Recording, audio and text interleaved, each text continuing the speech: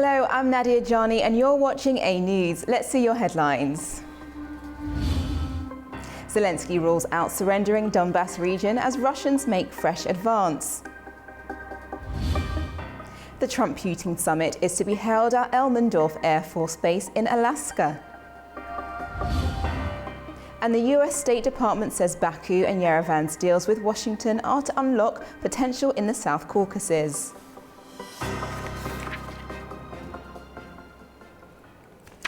First tonight, Ukrainian President Volodymyr Zelenskyy says he will reject any deal that involves giving up territory in return for peace.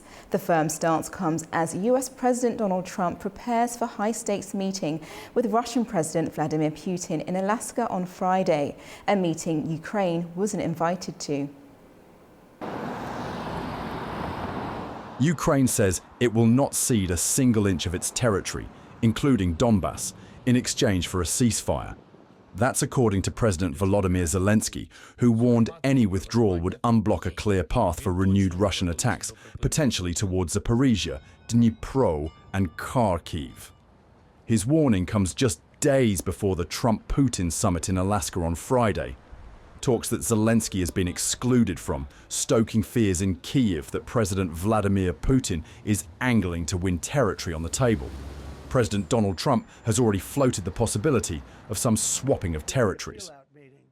The idea has also raised alarm not only in Kyiv, but in Europe.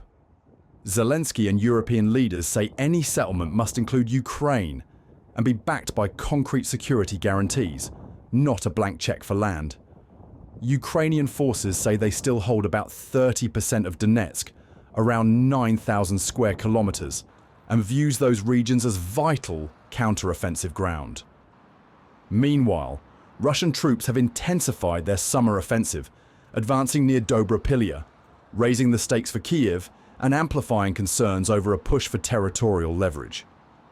Kyiv insists peace without Ukraine is not peace at all, saying the only deal that matters is one forged with Kyiv's active involvement and backed by unbreakable guarantees for Ukrainian sovereignty.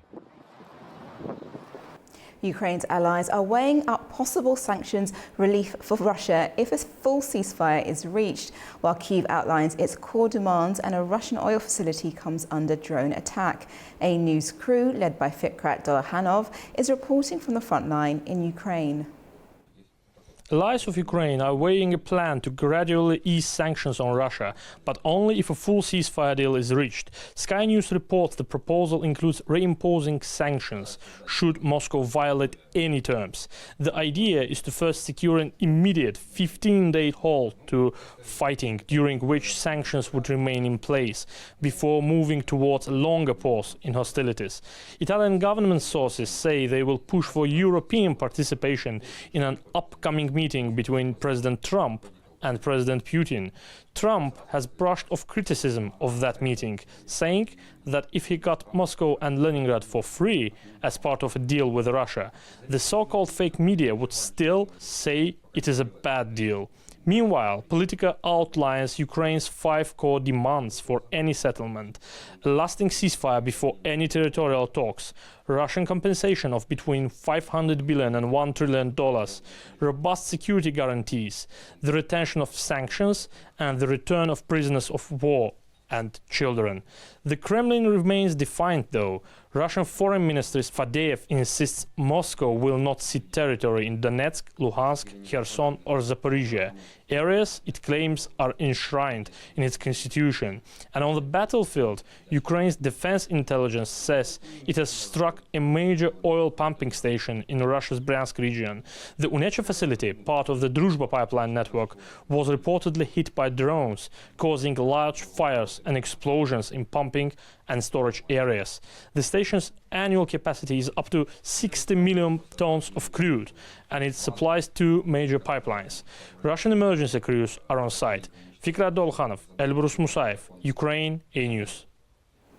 German Chancellor Friedrich Merz says Europe is working to ensure the upcoming Trump-Putin meeting in Alaska delivers progress toward peace in Ukraine. Speaking after a virtual call with US President Donald Trump and other EU leaders, Merz said Europe and Ukraine share a common goal, securing a ceasefire deal first, followed by a framework agreement with Ukraine at the negotiating table.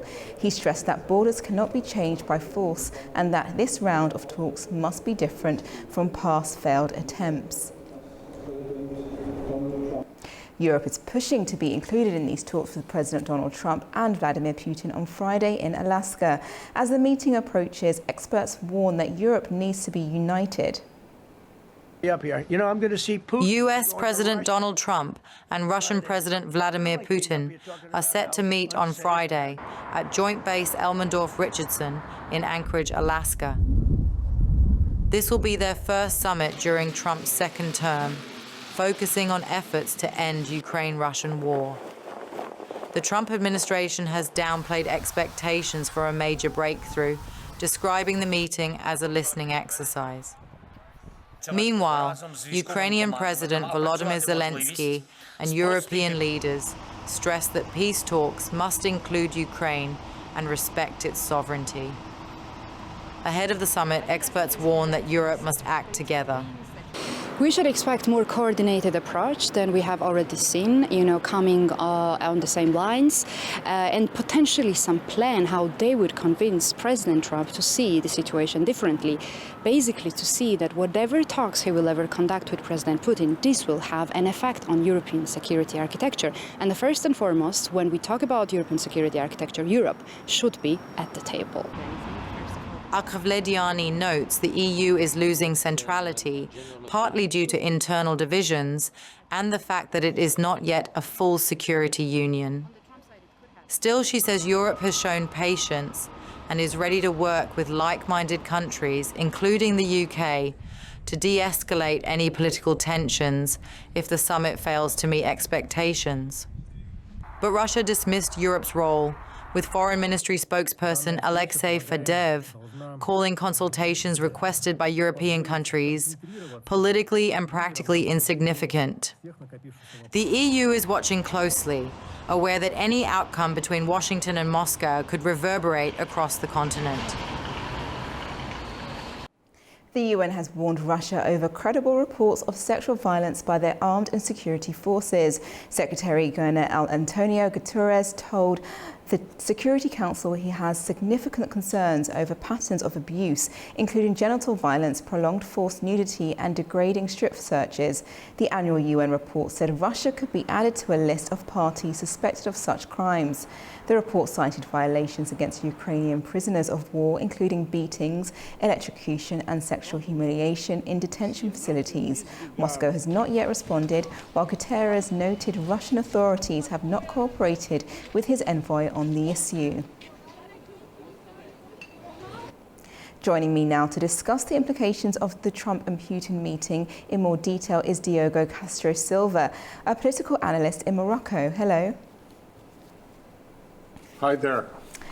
Right, so a lot has come out of the talks with President Trump and European leaders today, and it sounds like Trump will be, backing Ukrainians' aims. Is that a good thing? Well, let us divide in three parts your question, if I may.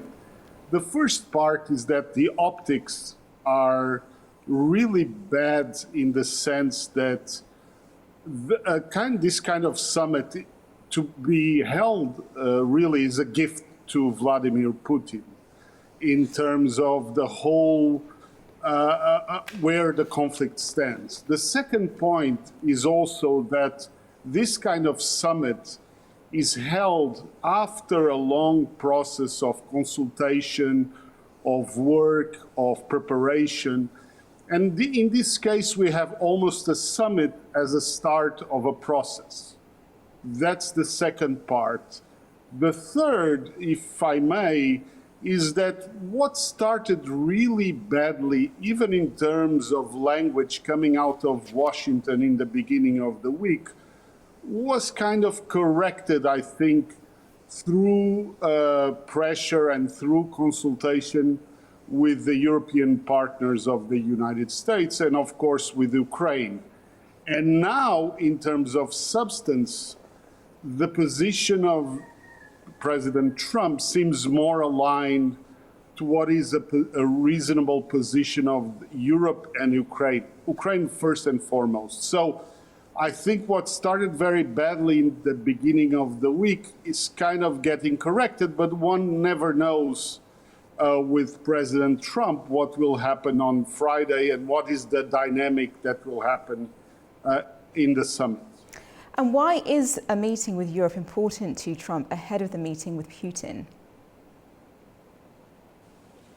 Excuse me, can you repeat that? Yes, why is the meeting that Trump has made with Europe, the European leaders, important to him to have that before the meeting with Putin? Oh, of course, yeah, to align the positions, because whatever is, the question first and foremost relates to Ukraine, and of course is Ukraine the country that is being invaded. But the second part, there is an element of the European security architecture that is crucial. So the US alone, even in terms of sanction relief and in terms of a long-term settlement of the conflict, have to do it with the European partners. And for the European partners, the matter of Ukraine not only is a matter of utmost importance because Ukraine has been invaded, but it is of utmost importance in terms of the security arrangements in Europe. So Europe was very adamant to be consulted, and President Trump in the end also knows that any long-term settlement has to include Europe, not because of any motive of generosity, but because really, even for sanction relief, he needs Europe on board on this. Trump says that he wants a ceasefire deal with Putin. Do you think this is achievable? Well, that has been the position initially of the US and then of Ukraine, but never of Russia. Russia has never been interested in a ceasefire. It has never also climbed on or discussing what it calls the root causes of the conflict, which is the meaning of that is it doesn't want an independent Ukraine or a sovereign Ukraine. And one of the confusions that always happens is people confuse that Russia wants territory. Territory is a tool, is not an end. The end is the subjugation of a sovereign Ukraine. The territory is just a tool. And the second aspect that Russia has never climbed down is from this maximalist demands in terms of regions and territories that it does not even occupy in its entirety. So the Russia is using a very long playbook even from the Soviet Union's time, which is never demand what you don't have so that people feel obliged to give you something that you don't have. And this is what is happening. And so in the end, Russia is not really interested in a ceasefire. Russia is interested of playing with time because somewhat they believe they can still win this military even after 3.5 years. So they are playing with this time they think they have, and they are not interested of giving any possibility of Ukraine reorganizing or rearming or whatever. So their position is they are not interested in the ceasefire. Let us see if President Trump reaches that goal. Well, that leads on to my final question. If nothing is agreed on Friday, what happens next? You know, Trump has suggested that there will be serious consequences for Russia. Well, to be honest, I don't kind of believe these declarations. Trump has been threatening several times to impose sanctions, to increase pressure. And the only thing that has been constant is that he's never done that. What I think is more probable is a kind of abandoning Ukraine for some time. Fortunately, I think Europe has already managed that. That does not imply that supply of weapons will be curtailed. Weapons that are bought by European money to the US and supplied to Ukraine, and also in terms of intelligence. I think if I would have to make a bet, that would be my scenario. So things continue as they are, and kind of abandoning this kind of effort by the US. But I mean, with President Trump, one never knows. So there is an element of unpredictability around this. Thank you so much for joining me this evening, Diogo. Thank you. Thank you. French President Emmanuel Macron has for the first time acknowledged its role in decades of violent repression of independence movements in Cameroon. French President Emmanuel Macron has formally acknowledged that France had led a war in Cameroon during the country's independence struggle. In a letter sent to President Paul Biya on July 30th and made public on Tuesday, Macron said colonial authorities and the French army carried out repressive violence of several kinds in certain regions, violence that continued after independence with France's backing of actions by Cameroonian authorities. It is the first time Paris has officially used the word war to describe its role in Cameroon's independence conflict. The admission follows the findings of a commission of French and Cameroonian historians created during Macron's 2022 visit to Yaoundé. Their report, presented in January, concluded French forces probably killed tens of thousands between 1945 and 1971, forcibly displaced communities, detained hundreds of thousands in internment camps, and supported militias to suppress nationalist movements. Emmanuel Macron especially admitted to France's killings of independentist leaders from the Union of the Peoples of Cameroon, including the murder of Ruben Nyebe in 1958. The French president also acknowledged colonial forces' perpetration of the Ekité massacre, in which they killed at least dozens of people in December 1956. Cameroon, once a German colony, was divided between Britain and France after the First World War. The French-administered territory gained independence on January 1, 1960, but fighting continued for years between the French-backed government and the Union of the Peoples of Cameroon nationalist movement. Macron did not issue a formal apology or address demands for reparations. France has made similar acknowledgements of past abuses in Senegal, Rwanda, and Algeria, though Macron has ruled out an official apology for Algeria. First Vice President Mohamed Reza Arif has said that direct nuclear negotiations with the United States is possible under appropriate circumstances. However, he stressed that Tehran will not sacrifice its right to nuclear enrichment under international obligations. First Vice President Arif said that if conditions are right, direct nuclear negotiations with the US are possible.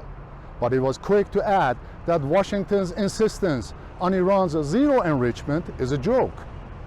Speaking to reporters, the high-ranking official said that Iran has announced to the negotiating side that it is willing to build trust, but it seems that the US pretends to be asleep.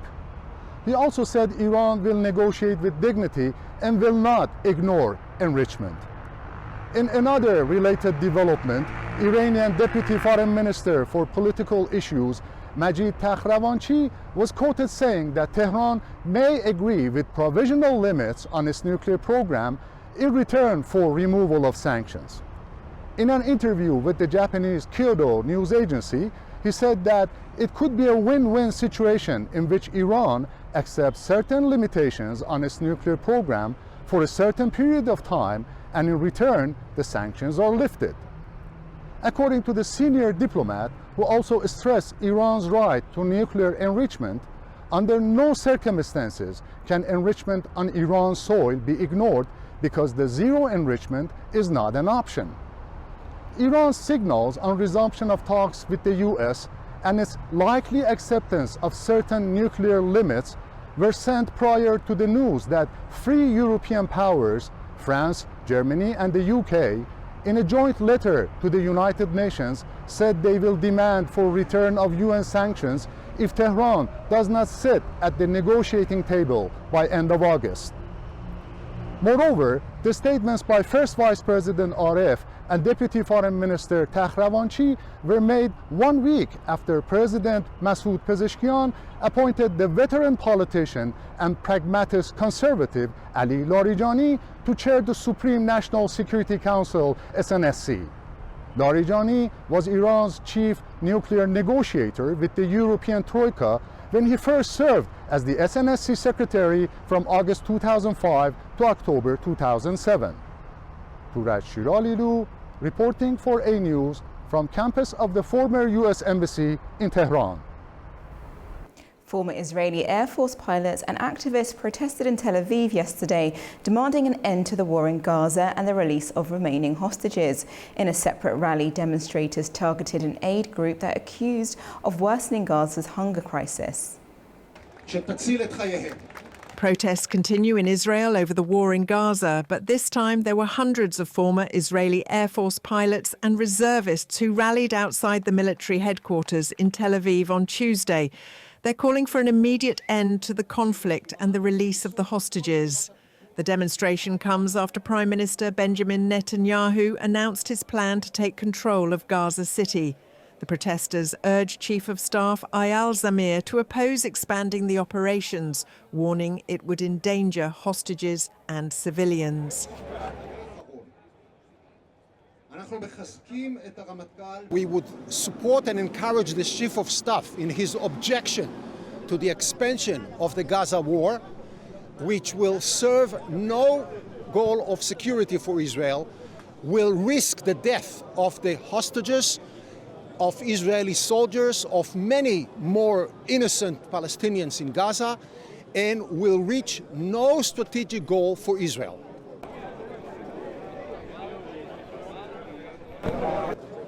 We are calling the government to bring back all the hostages, even if it means to stop the war.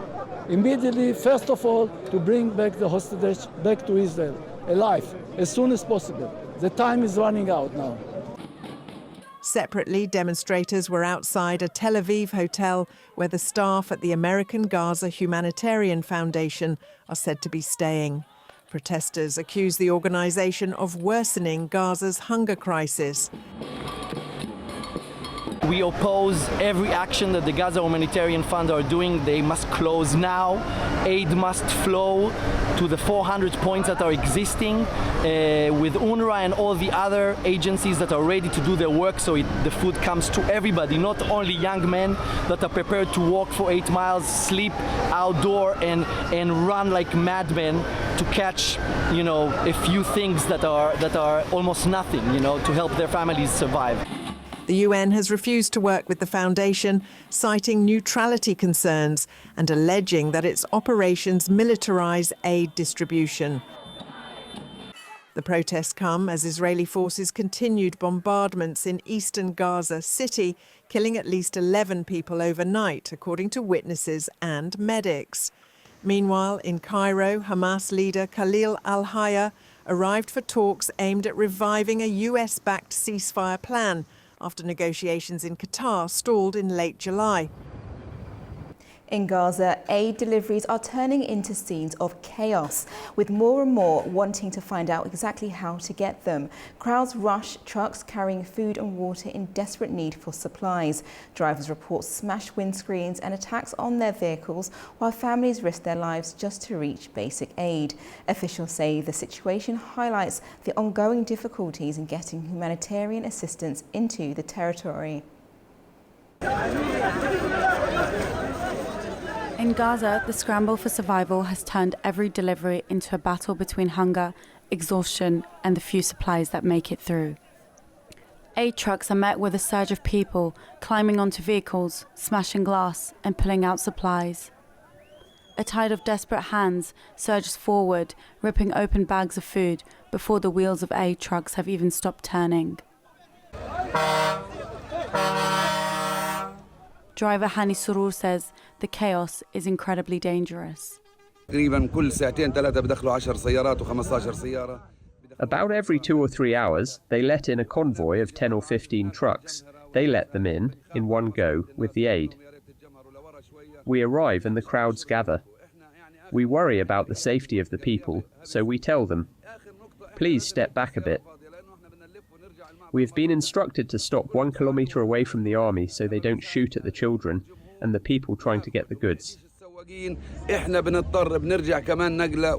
The head of Gaza's Private Transport Association says that only a ceasefire can make aid deliveries safe. Neither drivers nor aid organisations can work without security. What we need is a ceasefire, the lifting of the occupation from Gaza, the withdrawal of the occupation forces, then we can finally work properly. The turmoil follows deadly incidents last month when Israeli tanks fired on crowds seeking aid, and Palestinian medics say Israeli gunfire killed 9 more this week.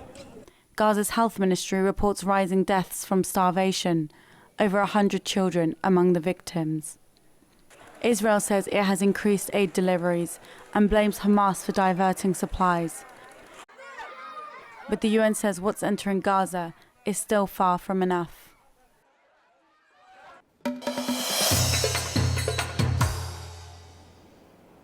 The first part of the latest shipment of electrical equipment intended as humanitarian aid to Ukraine was dispatched from the Sumgayet Technology Park today. The delivery is being carried out by the Ministry of Energy in accordance with the order of the President Ilham Aliyev.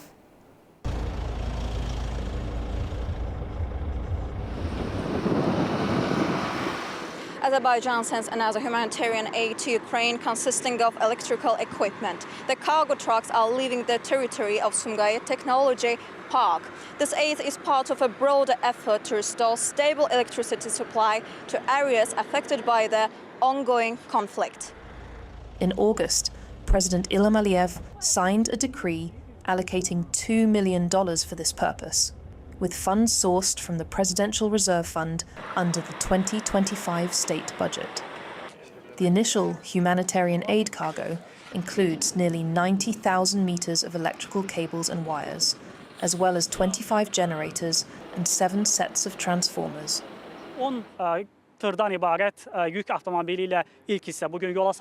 The first batch, consisting 10 cargo trucks, is departing today, approximately 2 weeks.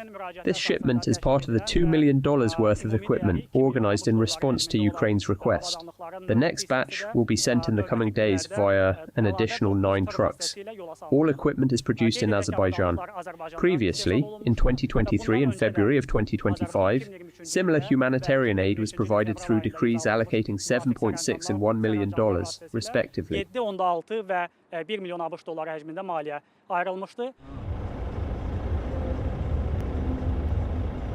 I want to say our gratitude and deepest appreciation to the President Ilham Aliyev and the government of Azerbaijan for this very important and very needed aid and support for Ukraine.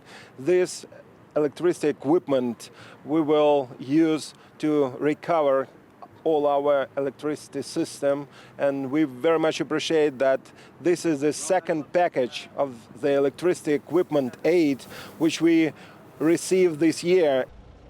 The Azerbaijani Ministry of Energy continues to coordinate these efforts to support Ukraine's energy infrastructure amidst the ongoing crisis. The US State Department welcomes the historic initialing of a peace declaration between Armenia and Azerbaijan, facilitated at the White House last week Friday. US State Department spokeswoman Tammy Bruce stressed that the declaration signed by the leaders of Azerbaijan and Armenia is very important to the American president. She emphasized that bilateral agreement signed by 2 leaders with the US unlocks the great potential of the South Caucasus in trade, transit, energy and infrastructure. Xi'an, a city once the starting point of the ancient Silk Road, is now a major hub for China's Belt and Road Initiative, with new trade routes linking Asia to Europe. Azerbaijan is stepping up its presence here, aiming to cement its position as a vital bridge between East and West. Our Anastasia Lavrina is in the city with more details. Starting here in Xi'an, the ancient capital once known as Chang'an, it's clear how history and modern ambition meet in one place. Over 2,000 years ago, this was the starting point of the Silken Road, great artillery that carried silk, spices, ideas and culture from China to Central Asia, the Middle East and Europe. Today, I am at the China-Europe Railway Express Assembly Center, the heart of Xi'an's role as a modern gateway to Eurasia. From this hub, trains depart daily, connecting China to destinations across Central Asia, the South Caucasus and deep into Europe, dramatically cutting transit times and boosting trade. Xi'an has become a keynote of the Belt and Road Initiative, where air, road and rail routes converge. The city now boosts direct flights to all 5 Central Asian countries, and in 2025 the first direct Istanbul-Xi'an flight was launched, creating a new air bridge along the Belt and Road. For Azerbaijan, Xi'an is more than just a point on the map, it's a strategic gateway. This year, Azerbaijan Railways signed an agreement with Xi'an Free Trade Port Construction, an operation company opening both a representative office and a container terminal in the Xi'an International Port. This move strengthens the middle corridor, positioning Azerbaijan as a vital bridge between East and West and expanding its role in global logistics.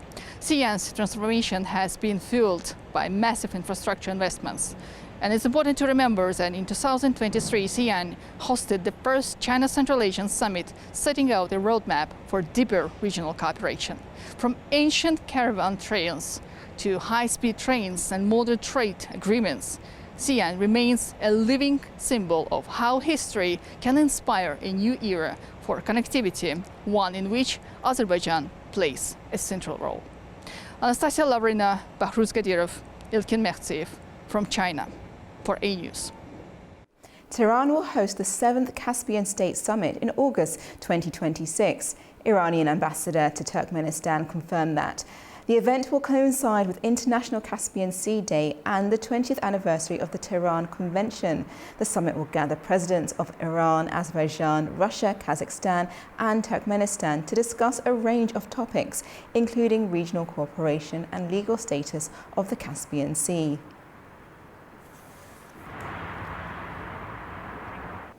Iran's President Masoud Pezeshkian will visit Armenia on the 18th to the 21st of August with a business forum in Yerevan set to boost trade and infrastructure ties. To unpack this, I'm now joined by Hamdi Rafay, Government Relations Executive Director for MOS Strategies and Foreign Affairs Analyst. Hello. Good afternoon. Thank you for having me. No problem. My first question is, what are the key objectives of the President's visit to Armenia? Iran is feeling very unstable right now. There's a new paradigm being created. There's a shift in the balance of the power as the United States gains a more important role in Armenia and Azerbaijan with Trump's trip corridor, which would connect Azerbaijan with Nakhchivan and Turkey. So clearly, Iran is feeling a little unwanted at the moment and wants to expand its trade and energy ties with Armenia, because as it currently stands, as much as 30% of Armenia's trade comes through Iran. And unspoken is the fact that Armenia assists Iran in bypassing sanctions on many occasions, as well as Russia. So certainly Iran is feeling a little unwanted, a little uneasy, and needs reassurance from Armenia as to their bilateral relations, and will try to actually expand upon those trade, economic, transport, and energy and security ties. And how significant is this visit for expanding Iran-Armenia economic and infrastructure? Well, it's not lost on anyone that this is happening, that the president of Iran is coming along with, bundled with this conference, this trade conference. So certainly it's very significant because Iran wants to be able to continue that relationship with Armenia, as well as build on its relationship with Azerbaijan, which clearly is not as significant as its relationship with Armenia. Definitely. And could you say this trip has implications for a broader regional dynamics, as what you mentioned, particularly in the South Caucasus? Well, the balance of power is shifting. Russia's feeling uneasy, Iran is feeling uneasy, the West is coming in, Azerbaijan is more independent, Armenia is becoming more independent. The whole purpose that Iran and Russia had in having that relationship with Armenia as a counter to the West, as a link, is now eroding as Armenia comes closer to the West, meaning that Armenia and Azerbaijan's peace will bring a new paradigm to the Caucasus. Expanded trade, new economic opportunities. Really, this region is going to serve as a transportation hub, energy hub, and otherwise. Thank you so much for joining me this evening, Hamdi. Thank you. Great, thank you. Turkey is investing heavily in Kyrgyzstan's energy sector. It is funding the construction of 2 new hydroelectric power plants that are expected to transform the regional energy landscape and boost electricity exports. Our correspondent Fariza Kalimazana has more details. A Turkish company is investing $10 billion in the construction of 2 hydroelectric power plants in Kyrgyzstan. This is one of the largest energy agreements the country has signed in recent years. According to Turkish media, a subsidiary of Ihlas Holding, the Central Asian Investment Holding, has reached a deal with Kyrgyzstan's Ministry of Energy to build and operate the plants under a 20-year concession. The project includes the Kazarman and Kokomarem hydropower stations with installed capacities of 912 and 1,305 megawatts. Once completed, they are expected to significantly impact the energy landscape across Central Asia. The deal includes social and development initiatives. 1% of the electricity generated, valued at around $3 million annually, will be provided free of charge to local communities. Government agencies will also receive technical and educational support valued at $3.2 million each year. Kyrgyzstan's Energy Minister Talaybek Ibraev called this project a new chapter in the country's energy development. He said the new hydropower plants will make Kyrgyzstan a key link in regional energy corridors connecting China, Pakistan, Kazakhstan and Uzbekistan. They will also enable electricity exports to Europe through Turkey as part of Middle Corridor and the Belt and Road Initiative. From Almaty, Kazakhstan, Fariza Kalimurzina, A News. Afghanistan and Kyrgyzstan are taking another step forward, strengthening economic ties. A high-level Afghan delegation led by Acting Minister of Industry and Commerce will be in Bishkek to participate in the Kyrgyzstan Economic Forum. Our correspondent Tamim Bahis has more. The delegation is expected to hold a series of bilateral meetings and deliver a speech during a special session of the forum. Officials say the trip is aimed at boosting trade, improving transit routes and building long-term economic partnerships. Since 2021, relations between Afghanistan and Kyrgyzstan have been warming. Kyrgyzstan has formally handed over the Afghan embassy in Bishkek to Kabul's new authorities and removed the Taliban from its list of banned terrorist organizations, moves seen as steps toward normalizing diplomatic engagement. Trade between the two countries has surged. In 2024 alone, a total trade reached $66 million, with Kyrgyzstan exporting goods such as flour, fuel and electronics, and importing Afghan products worth millions. The two nations are also partners in the Casa 1000 energy project, set to deliver surplus hydroelectric power from Central Asia to Afghanistan and Pakistan by 2025. And with a newly formed joint working group, both sides are eyeing expanded cooperation on road projects and transit corridors. Bishkek Forum could mark a milestone in Afghanistan's economic diplomacy, transforming regional ties from political hesitation to pragmatic partnerships. This is Tamim Bahis in Kabul for A News. That's all we have for now. Thank you for watching A News and stay tuned.